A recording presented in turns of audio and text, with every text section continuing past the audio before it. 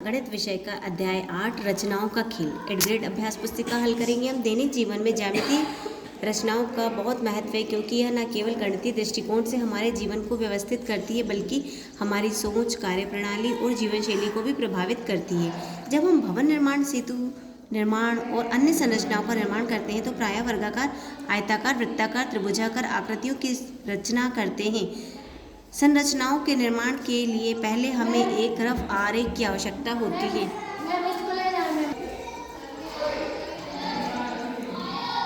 संरचनाओं के निर्माण के लिए पहले हमें एक रफ आरेख की आवश्यकता होती है। रेखाओं या बिंदुओं की सहायता से आकृतियों या संरचनाओं का निर्माण करते हैं। इनमें सरल रेखाएं, वृत्त या अन्य आकृतियां बनाना सम्मिलित है। प्रारंभिक अवस्था में हम कागज पर रूलर और प्रकार की सहायता से आकृतियों की रचना करते हैं। संरचनाएं हमारे परिवेश की समझने में सहायता करती है और इन्हें आकर्षित बनाती है। उपरोक्त आकृति बनाने पर विचार करते हैं। यह अर्धवृत्त बनाने के लिए प्रकार में कितनी लंबाई की त्रिज्या रखनी होगी। गणित चर्चा। चूंकि केंद्रीय रेखाखंड की लंबाई नहीं दी गई है, इसलिए हमें किसी भी लंबाई की माप ले सकते हैं। सर्वप्रथम लंबाई की माप निश्चित करते हैं। बिंदु ए और बी बिंदु लेते हैं। इस वक्र को बनाने के लिए कितनी त्रिज्या लेनी होगी। किस बिंदु पर प्रकार की नोक रखी जाए जिससे अर्धवृत्त बनाया जा सके। प्रयास करें। अर्धवृत्त बनाने के लिए सर्वप्रथम कागज पर किसी भी माप का केंद्रीय रेखाखंड बनाते हैं। प्रकार की सहायता से रेखाखंड के आरंभिक बिंदु ए से अंत बिंदु बी की दूरी माप कर लिखते हैं। प्रकार और ये है स्केल। जब भी हमें ऐसी आकृति बनानी है तो इस दूरी को हम अपने मन से लेंगे। तो हमने मन से ले ली, ये है 5.5 सेंटीमीटर। ये पूरा जब भी नापेंगे तो इस कोने को, नुकीले हिस्से को शून्य पे रखेंगे और दूसरे को ये 5.5, ये 5.5 हो गया। फिर ये 5.5 का आधा ये लेंगे हम। अगर इसे सिर्फ 5 मान लें तो ये हो जाएगा 2.5 सेंटीमीटर। फिर 2.5 का भी आधा यहाँ पे लेंगे हम। एक बिंदु यहाँ पे लेंगे, एक बिंदु यहाँ पे लेंगे और इस बिंदु को हम त्रिज्या मान के छोटा करेंगे इसे त्रिज्या मान के और प्रकार को हम यहाँ पे रख के इस तरह से घुमाएंगे तो ये हमें अर्धवृत्त तैयार होगा। फिर इस बिंदु पे रखेंगे हम प्रकार को और इसको घुमाएंगे तो हमें ये वाला अर्धवृत्त प्राप्त होगा। बनाने के लिए रेखाखंड की लंबाई से आधी माप की त्रिज्या लेते हैं। बिंदु ए पे प्रकार की नोक रख ली गई त्रिज्या से एक अर्धवृत्त बनाते हैं।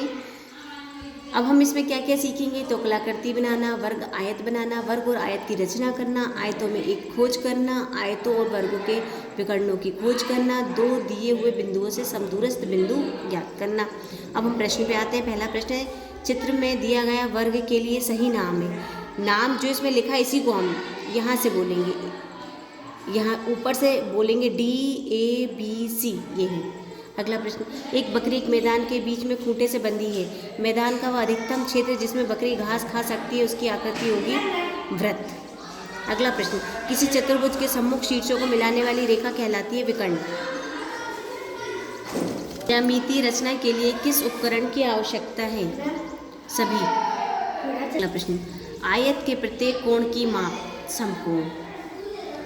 ये आयत होता है और इसका ये प्रत्येक कोण जो होता है समकोण। समकोण मतलब 90 डिग्री का। अगला प्रश्न, चांदे का आकार होता है अर्धवृत्ताकार। चांदा इस प्रकार का होता है जो आधा वृत्त होता है। अगला प्रश्न, 10 रुपए के नोट की आकृति आयताकार होती है। घड़ी में सेकंड का कांटा 12 से प्रारंभ कर जब एक चक्कर पूर्ण करता है तो वृत्त की आकृति बनती है। वर्ग के विकर्ण एक दूसरे को समद्विभाजित करते हैं। वृत्त की परिधि पर स्थित किसी बिंदु से उसके केंद्र के बीच की दूरी वृत्त की त्रिज्या कहलाती है। आयत के प्रत्येक कोण की माप 90 डिग्री है। आयत PQRS में शीर्ष P और R बने कोण एक दूसरे से सम्मुख कोण कहलाते हैं। जैसे कि ये आयत है, ये P, Q, R और S, ये कोण एक दूसरे के सम्मुख कोण कहलाते हैं। अर्धवृत्त बनाने के लिए प्रकार में कितनी लंबाई की त्रिज्या रखनी होगी, जबकि व्यास की लंबाई 8 सेंटीमीटर है। देखिए ये पूरा वृत्त है, ये पूरा व्यास होता है। इस बिंदु को केंद्र बिंदु कहते हैं और इतनी जो दूरी होती है ना, पूरे व्यास का आधा, इसको त्रिज्या कहते हैं। तो हमें ये पूरा पता है 8, हमें इसका आधा करना है। आधा मतलब हम 2 से भाग देंगे तो ये आ जाएगा 4 सेंटीमीटर। तो त्रिज्या की लंबाई आ गई 4 सेंटीमीटर। एक वर्ग को घुमाने पर बनी आकृति के सभी कोणों की माप कितनी होगी? तो वर्ग को घुमाने पर बनी आकृति के प्रत्येक कोण की माप 90 डिग्री होगी। ये है वर्ग हमारा, इसको हम कितना ही घुमा लें, ये जो है कोण हमेशा 90 डिग्री ही रहेंगे। अगला प्रश्न, डॉट पेपर पर एक वर्ग व एक आयत की रचना करनी है।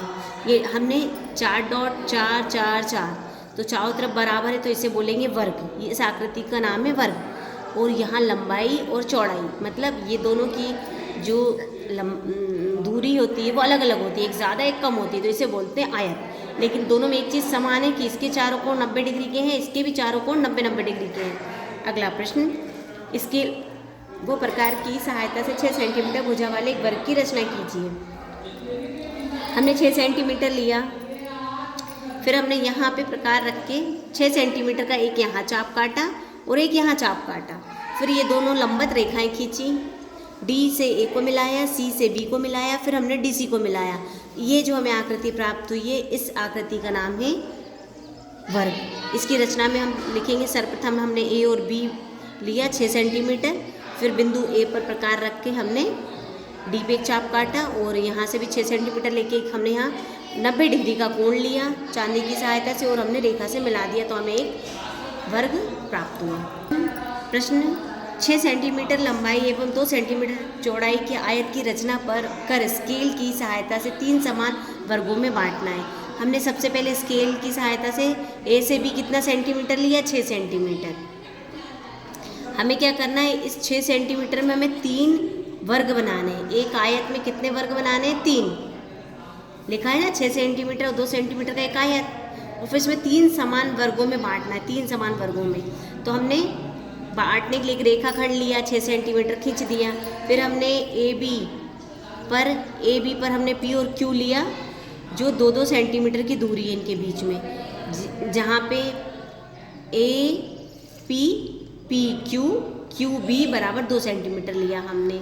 फिर हमने ये लंबवत रेखाएं खींच ली ऊपर, कितनी? 2 सेंटीमीटर की ऊपर। फिर हमने इन सभी को मिला दिया। हमने कैसे मिलाया? ए सी ये वाला, पी डी और क्यू ई और बी एफ बराबर 2 सेंटीमीटर खींचा हमने।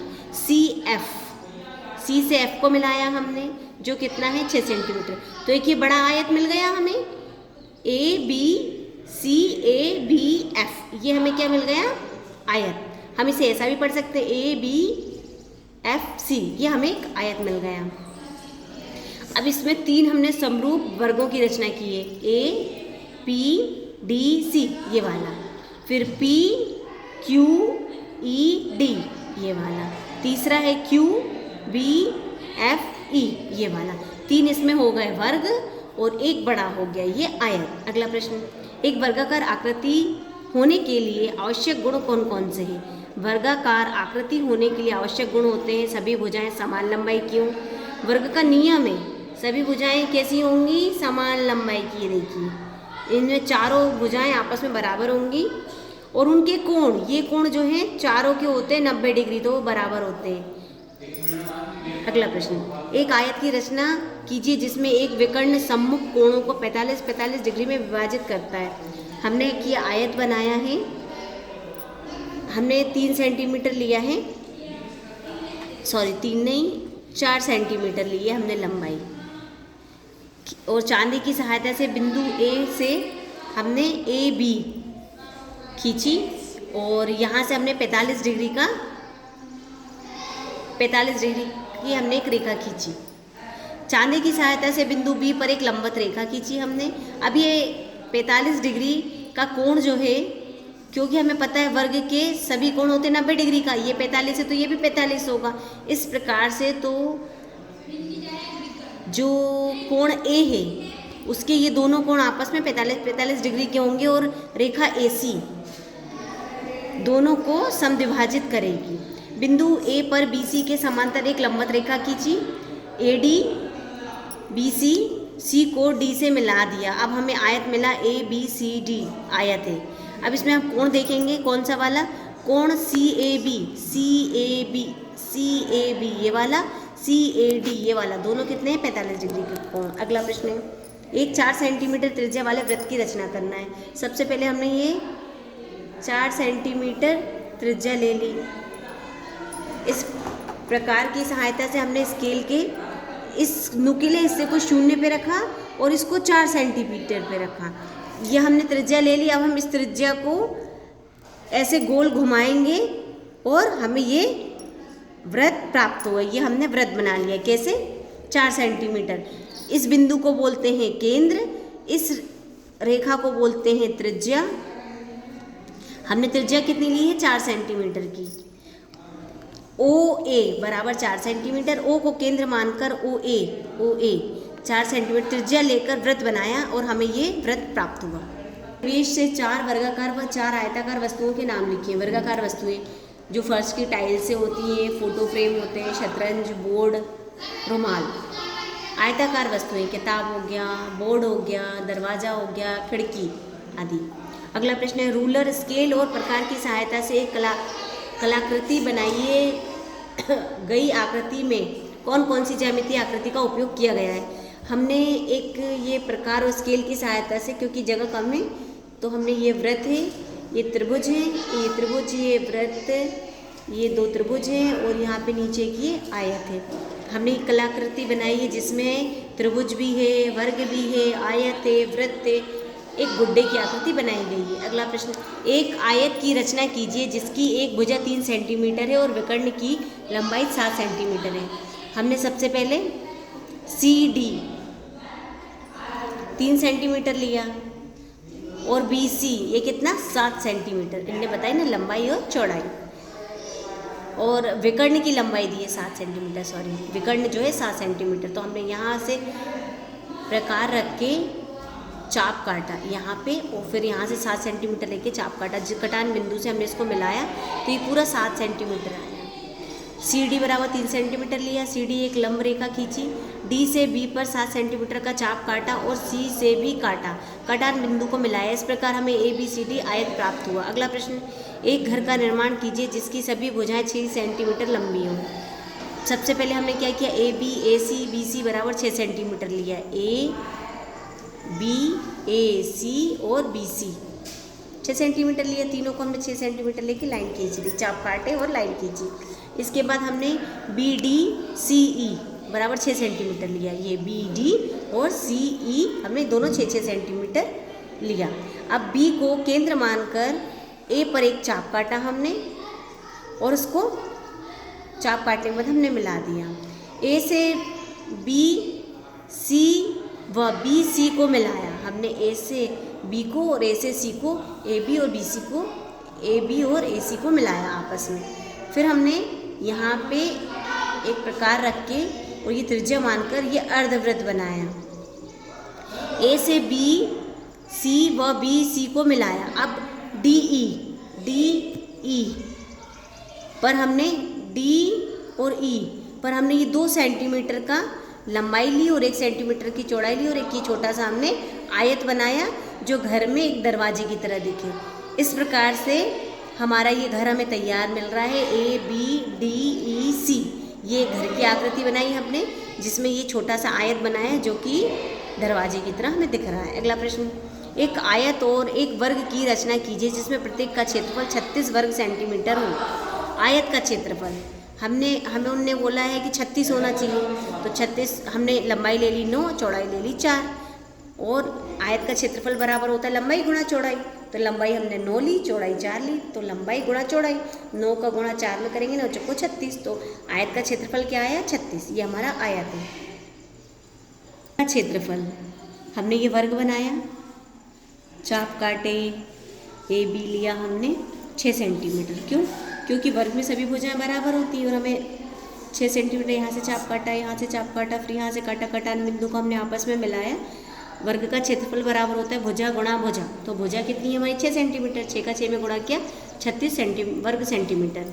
अगला प्रश्न है, एक 8 सेंटीमीटर भुजा वाले वर्ग की रचना कीजिए एवं इसके अंदर ऐसे 4 वृत्त बनाइए जो आपस में एक दूसरे को तथा वर्ग की भुजा को स्पर्श करें।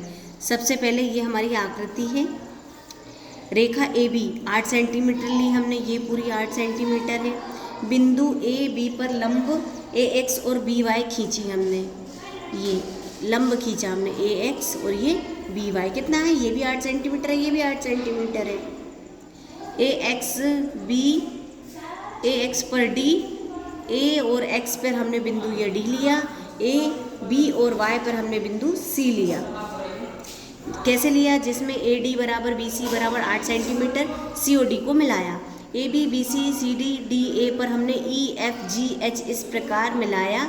ए ई बराबर बी एफ बराबर सी जी बराबर डी एच बराबर 4 सेंटीमीटर हो। हमने ये यहाँ पे एक छोटे छोटे से वृत्त बनाए हैं और इस पूरे का सेंटर बिंदु हमने यहाँ पे लिया जिसे नाम ई दिया है। इन दोनों का सेंटर पॉइंट यहाँ पर है जिसे हमने नाम एफ दिया है, इसे जी और इसे एच। ए ई बराबर ई बी बराबर बी एफ बराबर एफ सी बराबर सी जी बराबर जी डी बराबर डी एच बराबर एच ए बराबर ये 4 सेंटीमीटर है। ई जी एच एफ का प्रतिच्छेद बिंदु ओ है। वर्ग ए ई ओ एच, ए ई ओ एच, ए ई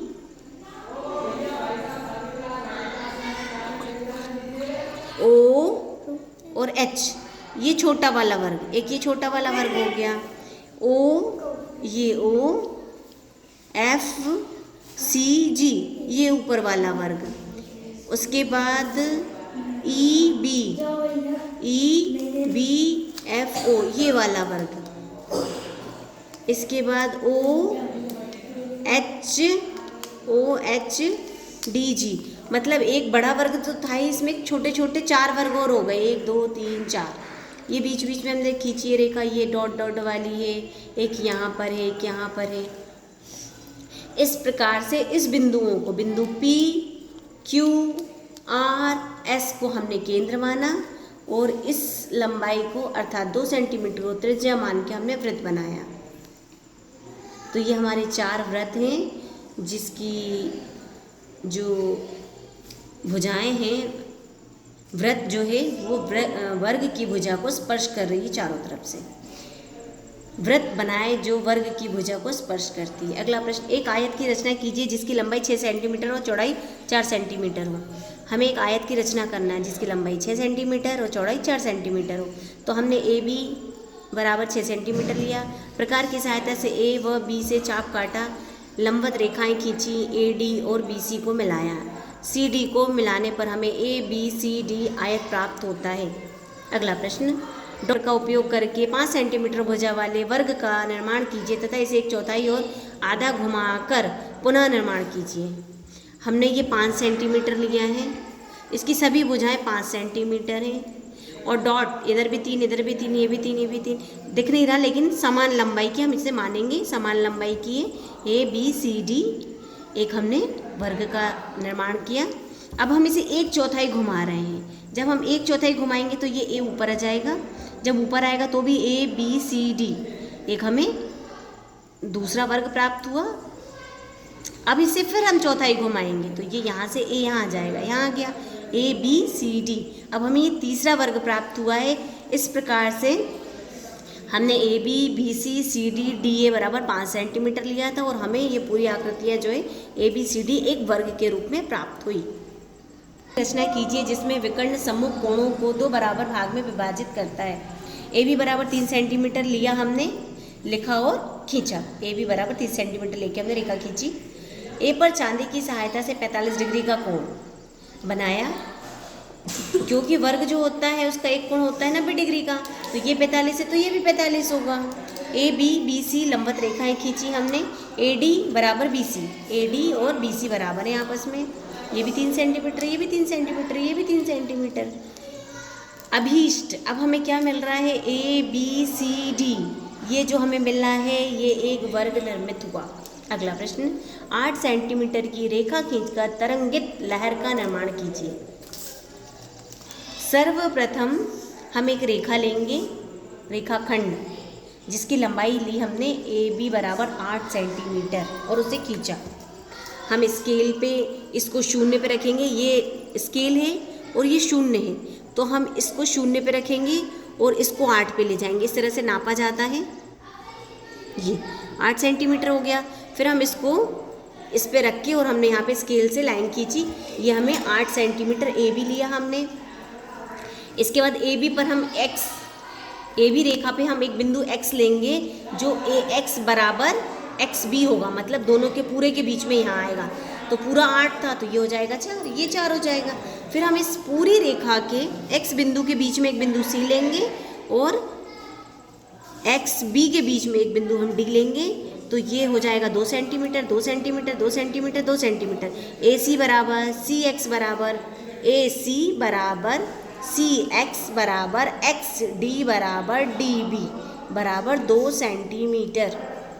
हम इस प्रकार से लाइन खींचेंगे कि ये चारों 2-2 सेंटीमीटर के प्राप्त होंगे। अब ये 2 हो गया, ये इस बिंदु को हम केंद्र मानेंगे, ये 2 सेंटीमीटर का है। ये छोटा सा प्रकार हम यहाँ पे रखेंगे और इसको खड़ा करके ऐसे घुमा देंगे तो हमें ये अर्धवृत्त प्राप्त होगा। यहाँ पे भी इसे केंद्र मान के हम इसको ऐसे घुमा देंगे तो हमें ये अर्धवृत्त प्राप्त होगा। अर्धवृत्त प्राप्त होने के बाद हम इसमें ऊर्ध्वाधर रेखाएं खींचेंगे, ऊपर भी और नीचे भी। तरंगित का मतलब होता है लहरदार, जैसे पानी की लहरें होती है ना, उस लहर को बोलते हैं तरंगित लहर। तो हमने ऊर्ध्वाधर रेखा खींची, एक बार ऊपर और एक बार नीचे, तो ये तरंगित लहर आकृति प्राप्त हुई।